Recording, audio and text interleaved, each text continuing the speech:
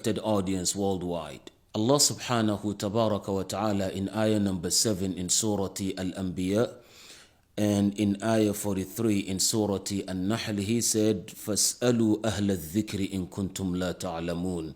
Ask the people of al-dhikr.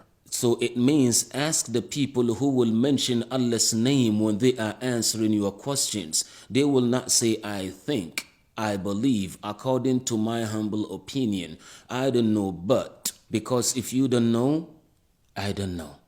Not that I don't know, however, or I'm not well versed nonetheless, or I do not know the answer, but. When you ask any mufti, that mufti should answer you, or that shaykh's answer must be, or that imam's answer must be, bil bayyinati wa zubur. This is ayah 44 in Surah An-Nahl chapter 16.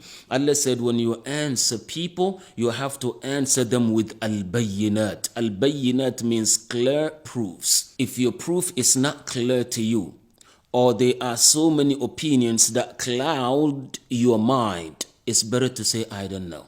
This was the state of all the major ulama. Here is an example. Abu Bakr al-Bayhaqi, the great Imam of Hadith and Al-Fiqh, he reported from Abi Abdullah al-Hafiz, the Hafiz of his time, who reported from Muhammad al-Saffar, Mujab al-Da'wah, the Imam who when he makes dua, it penetrates the sky and Allah answers. Muhammad al-Saffar reported from Abdullah ibn Ahmad. Abdullah ibn Ahmad reported from his father, Ahmad ibn Hanbalin. And Imam Ahmad reported from his teacher, Imam Muhammad ibn Idris, commonly known as Ash-Shafi'i. And Imam Ash-Shafi'i reported from his teacher, Imam Malik ibn Anas. And Imam Malik ibn Anas reported from his teacher, Muhammad ibn Ajlan, the heavyweight Imam of his time. Scholars said this isnad jalilun azizun qawiyyun min a'la al-asanid. This chain is of the best chains of transmission. All the great scholars of those fiqh schools of thought basically are in this, with the exception of Imam Abi Hanifa. Great ai all of them reported, إِذَا أَغْفَلَ الْعَالِمُ عَنْ لَا أَدْرِي أُصِيبَتْ مَقَاتِلُهُ. A scholar is easily harmed or easily killed when he neglects or forgets this terminology, la adri, I don't know. Often people will look down on you when you say you don't know. The more they look down on you, the more your status is raised because you are truthful with Allah.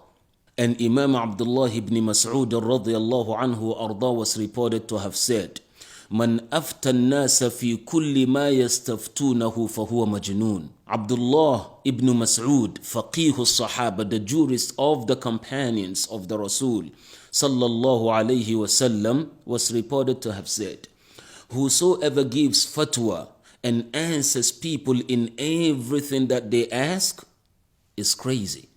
A crazy is someone who answers everything or who thinks he knows everything. And that's why the grandson of Abi Bakr as-Siddiq, Sheikh al-Muslimin, Al-Qasim ibn Muhammad ibn Abi Bakr, Al-Qasim ibn Muhammad ibn Abi Bakr was the grandson of Abi Bakr as-Siddiq, the Khalifa of Rasulullah sallallahu alaihi wasallam. This grandson of Abi Bakr was one of the fuqaha of Medina, the tatiest imma of Al-Madinah. A man came to him and asked a question. So he said to him, Ma uhsinuhu, I'm not good at that. Like your question, I can answer. He said, Innama ushirtu ilayk la ila ghayrik. People pointed out, they say, go to this man, he is the most knowledgeable. Ibn Muhammad ibn Abi Bakr said to him, Ya akhi, O my brother, la tanzur ila tuli lihiyati wa kathrati an-nasi hawli. Wallahi ma uhsinu. Don't be deceived or fooled by this lengthy beard of mine and the crowd that you see around me. Wallahi ma uhsinuhu. I swear by Allah, I'm not good at what you are asking. Whether you gain followers or not, your aim is to guide people to that which will be their salvation. That's the goal of every person who speaks about al-Islam. And that's why Imam Sahnun, Sheikh al-Malikiyya. Imam Sahnun was the Imam of Malikiyya of his time, period. He was the Sheikh of all scholars of Malikiyya. He was the Faqih of Maghrib. Everybody saluted him when it comes to al-fiqh and understanding of ad-din. A man came to him and asked him a question. He said, I don't have the answer for it now. He came the next day. He said, I don't know. He came the second day. He like, I don't know. He came the third day. The man said, Aslahaka Allahu li. May Allah straighten your affair with me. This is the third day. Everybody's like you, Sheikh al-Malikiyya, Faqih al-Maghrib. And this is my third day coming to you. Nobody pointed out at someone else. And they asked me to come to you. And you like you don't know? He said, Ya akhi, mas'alatuka mu'dila. He said, the issue and the case that you brought to me is a dilemma. I don't know the answer. There are so many proofs and there are so many statements and so many aqwal and opinions of ulama. He kept on coming back and forth. In the end, the Imam gave him the answer. So dear brothers, it's part of a deen and one of the best ways in teaching people. If I don't know, or you ask something that I'm not well versed in, you will hear this. If I say la adri, I do not know, you may ask somebody else. If I say ma uhsinuhu, maybe I'm not 100% sure.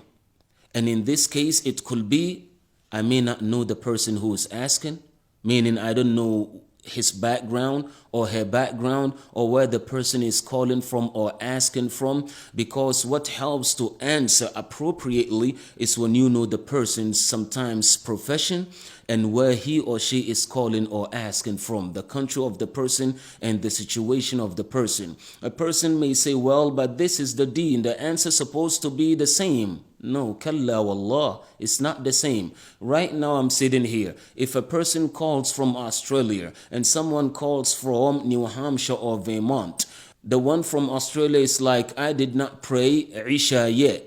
And someone in Vermont said, I did not pray Isha. The answer to be given to the one in Vermont is different from the one that will be given to the one in Australia. That is because the one in Australia, the time of Isha has passed. So what he will do will be qada, and Allah will hold him accountable for letting the prayer time to go out without praying on time, unless he has a legitimate excuse that Islam accepts. But someone in Vermont that says, I did not pray Isha yet, he is right. Yes, you wait, it's not time yet. Until it's Isha time, then you pray. Same question, I did not pray Isha. One is a sinner, the other one is not. It's because of the timing and the location. So please keep that in mind. May Allah bless all of you. Wa barakallahu fikum. Lastly, before we start answering your question, there was an imam who was known as the beacon of ilm and the fountain of knowledge and vessel of ilm, and that was Imam Abu al-Aliya al-Rayahi, the sheikh of the mufti of the entire world, the sheikh of Imam Malik. He was seen crying and tearing up. Imam Malik said, we asked him, what's wrong, Imam? Crying like something had happened or you lost a family member and a dear one.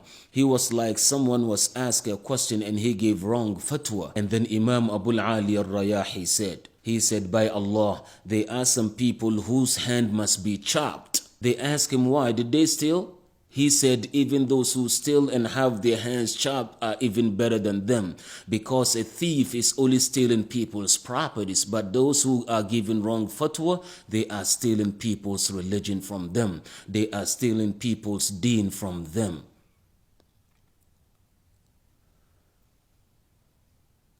May Allah straighten our affairs.